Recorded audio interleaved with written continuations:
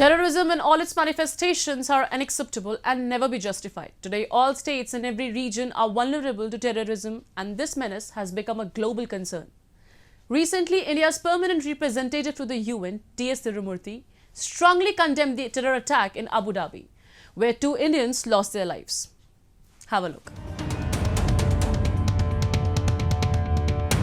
India has been a constant victim of terrorism. It poses a significant threat to the people of India. Compared to other countries, India faces a wide range of terror groups.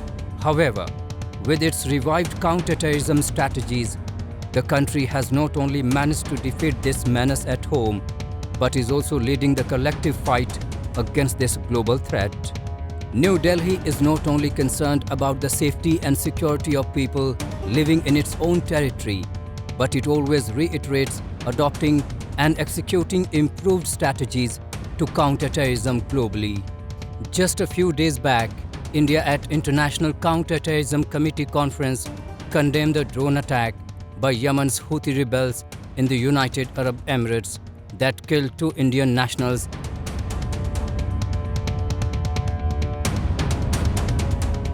Let me also express my strong condemnation of the recent terror attack in Abu Dhabi, in which 2 Indians have tragically lost their lives. Such an attack on innocent civilians and civilian infrastructure is completely unacceptable. It is a blatant violation of international law. It is also against all civilized norms. India stands in solidarity with UAE and extends its full support for an unequivocal condemnation of this terrorist attack by the Council. It is important that the Council stands united in sending a clear signal against such heinous acts of terror. For several years, India has been battling terrorism with great determination, and it keeps raising its voice against this menace at the international level.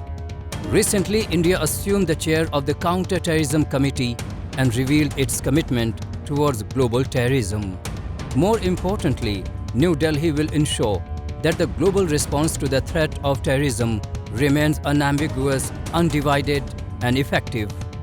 The South Asian nation has called on member states to remain united against the tendency of labeling acts of terrorism based on its motivation. India has never hesitated in raising its voice against the country which promotes terrorism.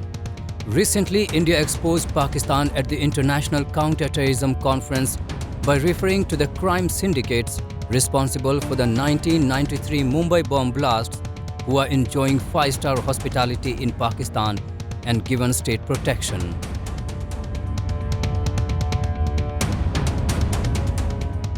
Terrorism is the biggest threat of the century among climate change and others. But at the same time, the problem is that this is a global problem. And the double standards and the global regime has not yielded the results that one would have asked for. And in that case, the countries like Pakistan, which have been very much the haven of terrorists, and large number of sanctioned terrorists are moving around freely with their state support and protection and are enjoying their hospitality.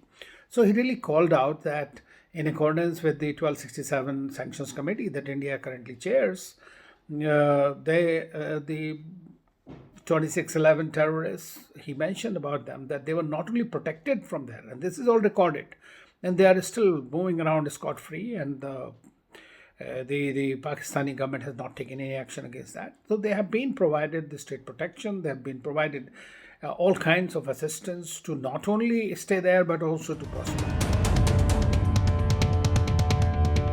Terrorism in all its forms and manifestations is to be condemned, and there cannot be any exception or justification for any act of terrorism. The chairing of the Counter-Terrorism Committee has a special resonance for India, which has not only been at the forefront of fighting terrorism, especially cross-border terrorism, but has also been one of its biggest victims. Chairing this committee is a ringing endorsement of the country's leadership in the fight against terrorism.